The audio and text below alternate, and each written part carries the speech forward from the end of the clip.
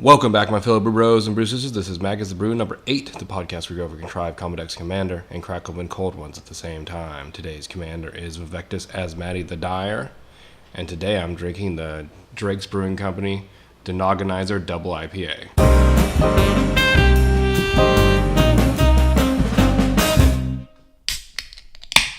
Vaevictis Asmadi the Dyer, one of the newest revamped core set 2019 dragons. Elder Dragons actually may or may not actually be worse than his original Legends counterpart some 20 years ago. Or the Rooster Dragon, as some people like to call Vaevictis. Vaevictis Asmadi the Dyer reads, he's 3 and Jund, so 3 and a black, a red, and a green. Legendary creature Elder Dragon, flying 6/6. And his ability is whenever Vaevictis Asmadi the Dyer attacks, for each player, choose target permanent that player controls. Those players sacrifice those permanents. Each player who sacrifices a permanent this way reveals the top card of their library, then puts it onto the battlefield if it's a permanent card. A lot of people have likened this ability to Chaos Warp. Chaos Warp is the red and 2 instant that was honestly one of Red's best removal cards overall purpose, all-purpose removal, because Red can destroy a lot of artifacts very well. But that ability, the Chaos Warp, kind of target a permanent, that permanent gets shuffled back into the owner's library, and they reveal the top card and put it into play. Vaevictis specifically actually makes you sacrifice a permanent, and he does it to all players, which is a little bit different, including yourself.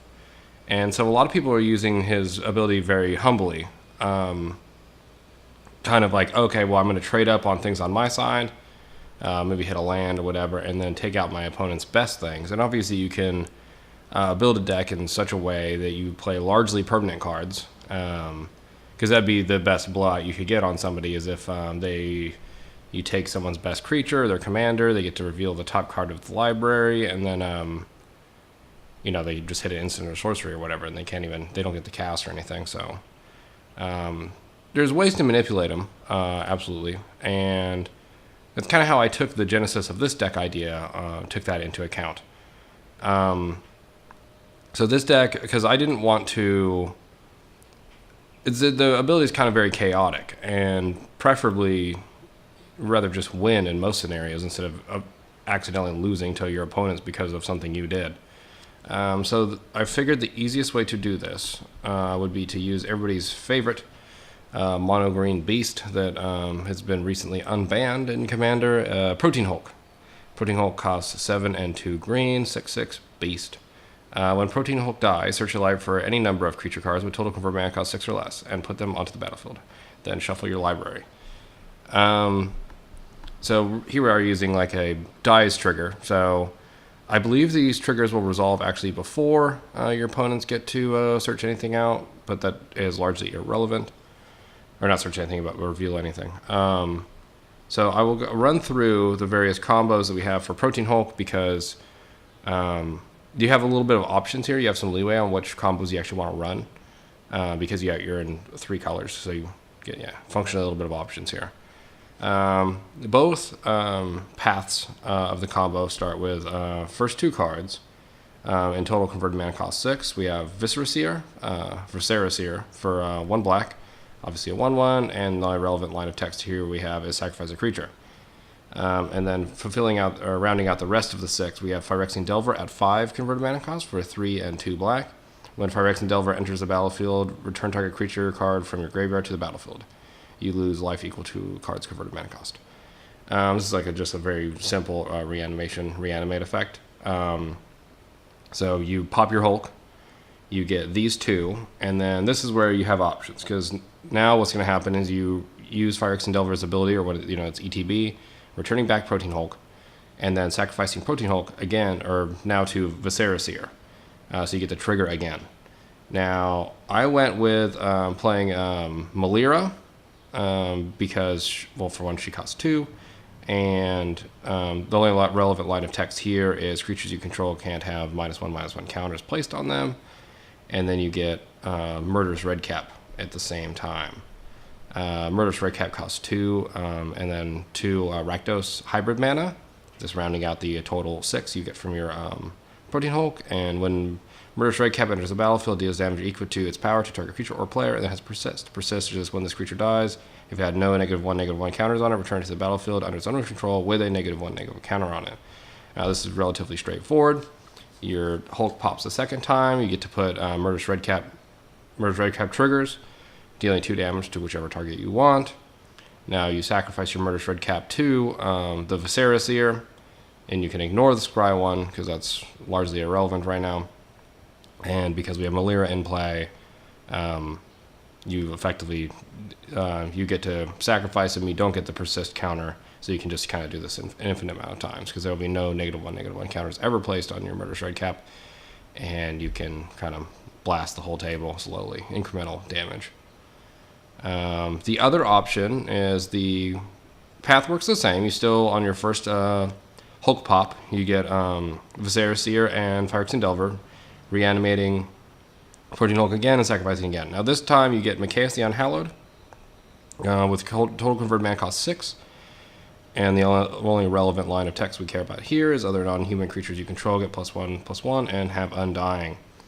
And then you get the 0 converted mana cost Walking Ballista, everybody's favorite machine gun, which has only one relevant line of text here. Remove a +1/+1 counter from Walking Ballista, deals 1 damage to target creature or player. Now, since Walking Ballista costs 0 in this case, this fulfills the requirement of getting the 2 creatures total convert mana cost 6. And this one's a little bit tricky. I know I've seen on forums a lot of people get a little slightly confused about this. But first time it comes out, you actually have to sacrifice the Walking Ballista first because it gets a +1/+1, just a buff from Magus the Unhallowed. So you sacrifice it, it returns back to the battlefield because it now has Undying, granted by Magus. And so it gets a +1/+1 counter, and then also a Lord +1/+1, granted by his ability. So he has 2 abilities here. So this is why you need the sack outlet, because otherwise you'll just have a 1/1 Walking Ballista, which is only a buff. And it's not a counter you can remove. So I know that's a little bit tricky for some people, but there it is explained. Now, because I picked Melira was effectively a choice because she works well with other things. So we're playing a lot of other sacrifice outlets in the deck because we can't always count on the fact that we'll have Vaevictis outside in play. So we're running cards like Goblin Bombardment, Greater Good, Phyrexian Altar, Carrion Feeder, just low cost, effective, free sacrifice outlets. That's quite important. We're also playing Birthing Pod. Birthing Pod is a 1 use, but it serves multiple functions because it can allow us to get our Protein Hulk if we have something that costs convert mana costs 6 or whatever. So we can actually sacrifice our Vaevictis to get the Protein Hulk. A little weird, but it would work. And ultimately, Melira goes infinite with a lot. Basically, sack outlets, a Persist creature, and Melira is basically an infinite combo, depending on what Persist creature you use and what sack outlet you use. This will allow you to take various different avenues because each one will kind of result differently. Obviously, something like Melira plus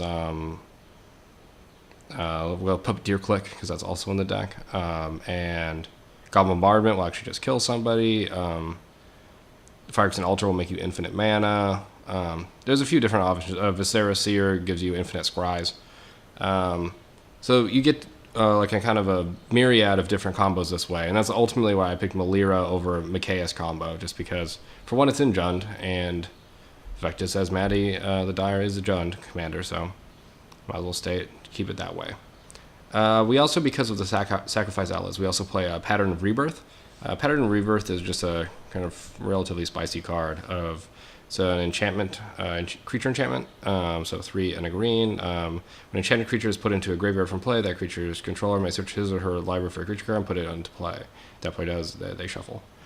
This one, because we're running so many sacrifice outlets, I mean, you could realistically put this on a Llanowar Elf and then sacrifice it to a Goblin Bombardment or something, and then go get your Protein Hulk and then sacrifice that way, and then you combo it the same. Relatively straightforward.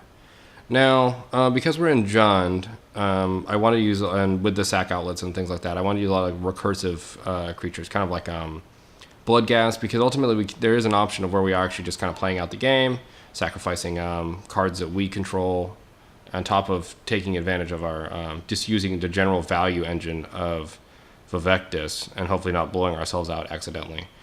So playing cards like various zombies like Relentless Dead or Blood Gas are pretty effective in this deck. And then also if we're hitting our own lands, we can run Crucible of Worlds is a good card in this type of slot. Life from the Loam, also another very good card. And a lot of cards that you would think that are typically not as good become slightly better with Vaevictis in play, actually. They take, for instance, a Vampiric Tutor. 1 black, instant, search your life for a card, shuffle your library, and then put that card on top of it. You lose 2 life. In most cases, Demonic Tutor will always be better than Vampiric Tutor. It's directly to your hand, you lose no life. It costs 1 more mana. However, though, in this case, you can actually stack your deck. Instead of having to do a Vampiric Tutor at the end of a turn or something like that, you can actually just do it right before you attack with Vaevictis. And then you absolutely know what's going to be up there. Same thing works with like Imperial Seal or Worldly Tutor. It's kind of a unique ability, just manipulating the top card of your library. And that is functionally the deck. I think honestly, one of its best traits is that largely Vaevictis is not very good. So you would likely be able to go under the radar at a table. Nobody's expect you to pull out a Protein Hole combo and just win on the spot. So, yeah, it's probably one of his best traits. So I hope everybody has a good day, and remember to keep your combos classy.